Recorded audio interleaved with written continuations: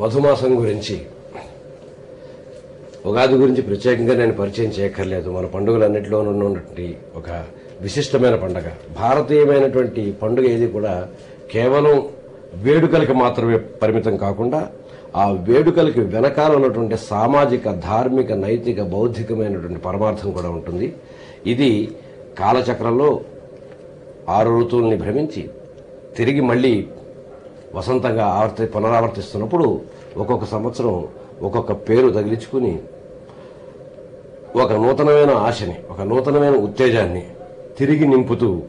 ఈ చైత్రశుద్ధ పాడ్యమి ఉదయం నాడు ఈ మధుమాసం ఏ విధంగా ఉంటుంది అని ఒక గీతంలో రాశాను. మధుమాసమా మధుర పదకోశమా మదనాస్త్రమా మధుప స్వర శాస్త్రమా మధుమాసమా మధుర పదకోశమా మదనాస్త్రమా మధుప స్వర శాస్త్రమా కమలాస్యమా విమల సుమలాస్యమా కమలాస్యమా విమల సుమలాస్యమా ప్రియ పాశమా పసిడి పరివేశమా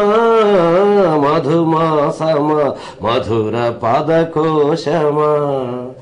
మదనాస్త్రమా మధుప స్వర శాస్త్రమా నిదురించు హృదయాల కదిలించు ఉదయాల మృదులీల మధుకీల రగిలించగా నిదురించు హృదయాల కదిలించు ఉదయాల మృదులీల మధుకీల రగిలించగా మురిపాల వనబాల సవరించు స్వరహేల సరసాల సురసాల సృజించగా మురిపాల వనబాల సవరించు స్వరహేల సరసాల సురసాల సృజించగా ఇరనేలు మా కళలు గల కాలమా ఇరనేలు మా కళలు గల కాలమా సకల జనతోషమా ప్రకృతి దరహాసమా సుఖమస్తు అనవమ్మ సుఖమంత్రమా సుఖమస్తు అనవమ్మ సుఖమంత్రమా ప్రథమ పిక గాత్రమా మధుమాసమా మధుర పదకోశమా మదనాస్త్రమా మధుప స్వర శాస్త్రమా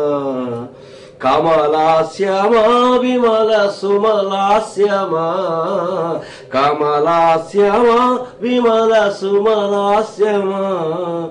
ప్రియ పాశమా పసిడి పరివేశమా మధుమాసమా మధుర పదకోశమా.